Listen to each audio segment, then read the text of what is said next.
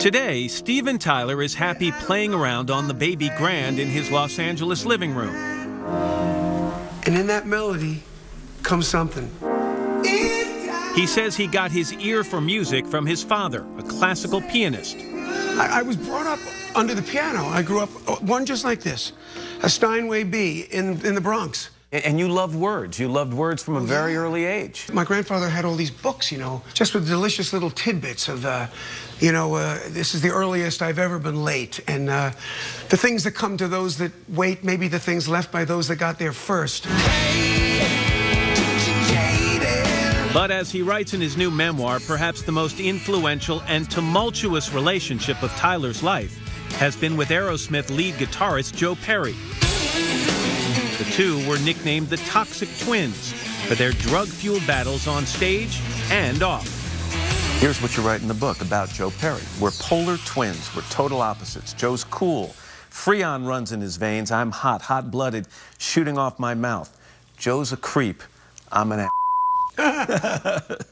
You mean that in the nicest way, I would imagine. I don't mean that in a bad way. Is it fair to say that you two have spent as much time fighting over the course of your time together as loving each other?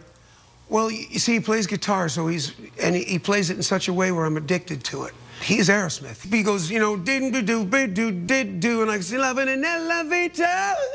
So it's the magic. When am I going to fight it? You write in the book about LSD, and this is not the drug. No.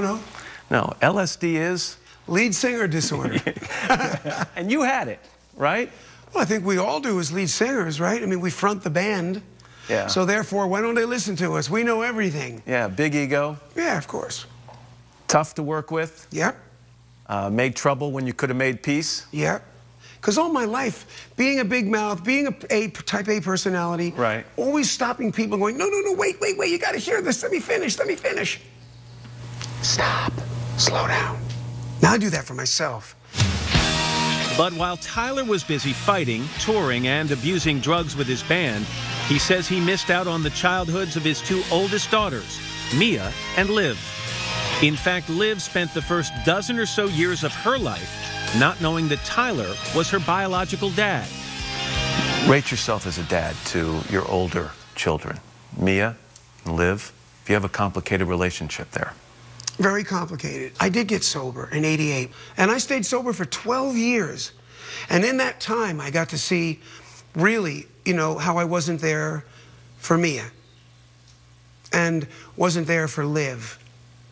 And it broke my heart. I cried like a baby. And it was some years later where I said to Liv, I said, I'm so sorry for not being there when you were a baby. And she was the first one to say, Daddy, it's so all right, you're here now. And now I know I got a daddy. You write about this in the book. Drugs robbed me of my spirituality and compassion, only later to find out I'd lost Liv and Mia as well. I cried when they forgave me for my past behaviors, but I'll be working on it for the rest of my life. That's what drugs did. That's what it did. And it took my children away, it took my life away, it took my band away, it took my marriages away, and I was on my knees. During Tyler's clean and sober years, he had two more children, Chelsea and Taj. And Aerosmith scored their biggest hit ever with a song from the movie Armageddon, starring daughter Liv. I could stay awake just to hear you breathing. But beginning in 1999, he suffered a series of health problems and found himself addicted to prescription drugs. I was reading the book and I was thinking, Steven, that there was a time in your life where you weren't the victim of yourself, you were the victim of some bad luck. You'd been clean and sober for 12 years. Yeah. And then you started to have some surgeries. I think you had throat surgery, you had back surgery, your feet were giving you problems. And here came the prescription drugs. Did you find in some ways prescription drugs harder to kick than the drugs, the more recreational drugs you were doing back with the band in the 60s, 70s, and 80s? Well, let's put it this way. To go out on the street or send somebody out to get a bindle of heroin or some cocaine, it's just exhausting. But a doctor, hell, I know 1,000 of them. I had to delete them all from my cell phone. It's so easy to get them in for whatever ailment. Tyler has admitted that he was high in 2009 when he fell during a concert in South Dakota. The video was on YouTube in a heartbeat, and Aerosmith was back in the news for all the wrong reasons. And the stage was wet, and I went chit-toot, and I zigged when I should have zagged, went off and fell on my head. That took me down. That episode, 2009, really upset you, didn't it? Well, it did in the sense that because I was taking these drugs, the band didn't call me. No one called. I mean, Joey Kramer called. So wait, they didn't call you because they were mad that you were using prescription drugs? Probably they were angry. Have you considered that they were a little embarrassed, Steven?